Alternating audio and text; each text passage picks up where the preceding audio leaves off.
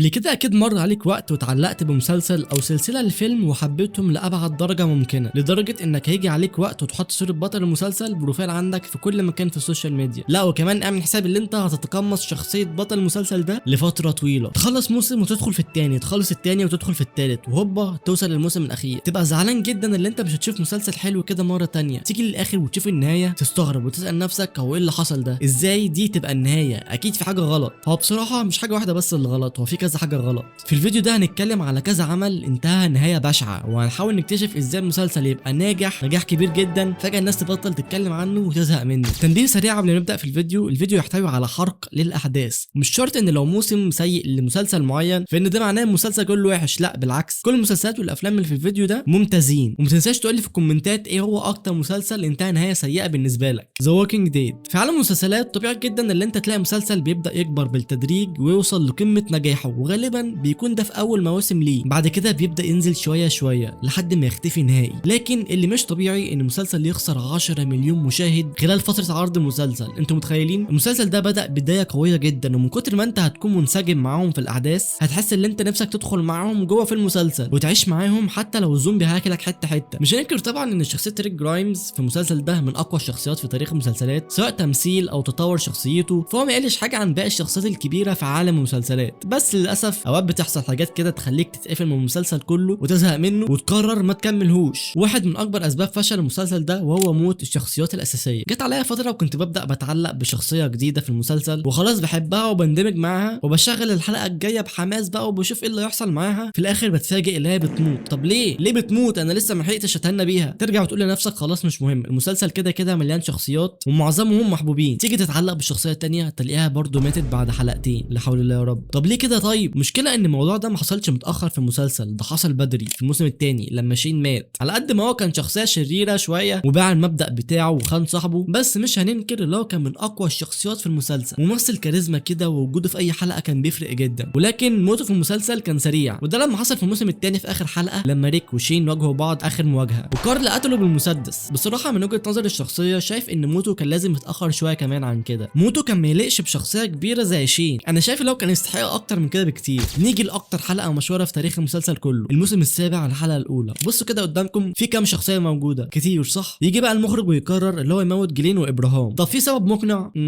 لا ما اعتقدش، حرفيا الموضوع كان عشوائي جدا. نيجي مسك لوسيل العصايه بتاعته المرعبه المليانه شوك وحرفيا ماشي قدامهم وبيختار عشوائي عادي بادي كروم بزبادي لحد ما عمل اغبى قرار في حياته كلها اللي هو يقتل جلين. كان من اكتر الشخصيات المحبوبه في المسلسل وبصراحه لكذا سبب. هو شكله كيوت شويه بس هتلاقيه في نفس الوقت شجاع ودايما بيخاطر بحياته عشان خاطر حد غيره. علاقته مع ماجي كانت عامله جو حلو في المسلسل، حرفيا شخصيه ما كانش فيها غلطه وما كانش فيها اي سبب مقنع عليها تموت. انا شايف ان ساعات الشخصيات بتكون مرتبطه بالممثلين اكتر من القصص ذات نفسها، يعني لو ممثل محبوب او كاريزما او ايا كان الجمهور وقتها هيتعلق بيه حتى لو كانت قصه المسلسل عاديه. فلما الشخصيه بتمشي بنزعل على الممثل مش الشخصيه اللي بيلعبها. نيجي للسبب التاني وهو ان المسلسل بقى فيه تمطيط بشكل مبالغ فيه، تمطيط في كل حلقه. هو عالم ذا ووكينج ديد فيه عدد كبير من الزومبيز مش بينتهي، بس مش للدرجه دي. يعني انت 11 موسم كل حلقه بيخرجوا من البيت بتاعهم بينزلوا الشارع يقابلوا زومبي يقتلوه، لو ما قتلوش الزومبي شخصيه مهمه في المسلسل بتموت، وهكذا بقى طول ال 11 موسم. فطبيعي يعني الناس تزهق. انتوا عارفين المشكله فين؟ ان لحد دلوقتي ان السلسله لسه مستمره. يعني المخرج مش شايف ان 11 موسم كفايه، لا ده عاوز تاني. هو شايف ان السلسله بتجيب فلوس، فايه المشكله لما يقعد يحلب بابوها كل فتره يعلنوا عن موسم جديد؟ بس حرفيا ما حدش بيبقى مهتم. بصراحه مش لاقي سبب مقنع لحد دلوقتي ان المسلسل ده يكمل. في الناحيه الثانيه عندك مسلسل جيم اوف ثرونز. المسلسل صح اللي هو بيتكلم عن العرش ومين هيكسبه وازاي هيكسبه، بس تقدر برضه في نفس الوقت اللي انت تعمل نهايه ببساطه، لان في عالم جيم اوف ثرونز القصص متقسمه على كتب فتقدر تختم القصه بسهوله، ودي الحاجه اللي هم ما عملوهاش. لازم تحط في بالك ان المسلسل ده بيختلف اختلاف كبير جدا عن اي مسلسل تاني، لان هنا كل شخصيه بيتم سردها بشكل بطيء جدا بعكس المسلسلات التانيه. فاي تغير سريع بيحصل فدي تعتبر حاجه سلبيه في حق المسلسل، حاجه ما بيكونش متمهد ليها كويس من البدايه. ومن اكتر الحاجات اللي ميزت المسلسل ده اللي هو جريء وصريح بشكل جنوني، يعني المعركه بتشوفها بتفاصيلها كلها المستفزه، وشخصيتك المفضله مش بتموت موته بطوليه، بالعكس دي بتموت موته عبيطه زيها زي اي جندي تاني. ودي الحاجه اللي المسلسل بدا يخسرها بالتحديد اخر موسمين. كل حاجه بقت بتحصل بسرعه عكس ما احنا كنا متعودين في الاول. احداث المفروض تحصل على كذا حلقه بقوا يختصروها ويعملوها بسرعه. حروب كتير كانوا بيمهدوا ليها من اول الموسم بقت تحصل في حلقه ولا اتنين. المستفز ان المشكله ما كانتش في الكتابه الاصليه، يعني الكاتب الاصلي جورج مارتن كان مديهم فرصه يعملوا مواسم زياده او محتوى كفايه ان هم يشرحوا ويمهدوا يشدوا للاحداث براحتهم. بس للاسف القائمين على المسلسل كانوا مستعجلين واستعجلوا بنهايه ما تديش المسلسل حقه، خصوصا ان الهدف بتاع المسلسل العرش. بقى يشوف اي شخصيه يقولوا خلاص ده اللي يستاهل العرش، هو ده الراجل المظبوط، ويقفلوا المسلسل على كده. في كلام بيقول ان المخرجين اصلا استعجلوا على النهايه عشان يشتغلوا على اعمال تانية زي ستار وورز، فانت حرفيا ما ينفعش تقفل المسلسل بالكروته دي عشان خاطر مسلسل تاني. واصلا في الاخر مشروع ستار وورز فشل واتكنسل اصلا وما بدأوش فيه. فيلم الكامينو، الفيلم ده اتعمل عشان يقفلوا فيه شخصيه جيسي بينكمان زي ما بيتر كول سول قفل شخصيه سول، وزي ما بريكنج باد قفل شخصيه والتر وايت. بس بصراحه انا شايف ان مسلسل بريكنج باد اتقفل بطريقه مناسبه لكل الشخصيات في المسلسل، على الاقل البطلين الاساسيين، وفعليا في نهايه لجيسي في بريكنج باد. بس المخرج شايف اللي هي مش كفايه، فقال ايه بقى، طب ما نعمل فيلم لجيسي بينكمان نقفل بيه شخصيته اللي هي اصلا متقفله من بريكنج باد. والمشكله ان الفيلم بينتهي بنفس الطريقه اللي بينتهي بيها في مسلسل بريكنج باد. يعني انت بتهزر ولا ايه؟ مش فاهم. بريكنج باد بينتهي ان والتر وايت بيروح يحرر جيسي بعد التعذيب اللي حصل له لفتره طويله من العصابه اللي كانت خاطفاه. جيسي يمشي ويركب عربيته ويهرب، يقعد يعيط ويضحك ومشاعر متلخبطه وما تعرفش هو فرحان عشان اتحرر ولا زعلان على موت والتر. بصراحه شايفها نهايه قويه وتقفيله رهيبه لجيسي، من مدمن لشخصيه نوعا ما بدات تفوق لنفسها. بس ايه اللي حصل في فيلم الكامينو بيوريك ان جيسي راح لألاسكا وكمل باقي حياته هناك. والنهايه، شفت بقى النهايه عامله ازاي من وجهه نظر الشخصيه؟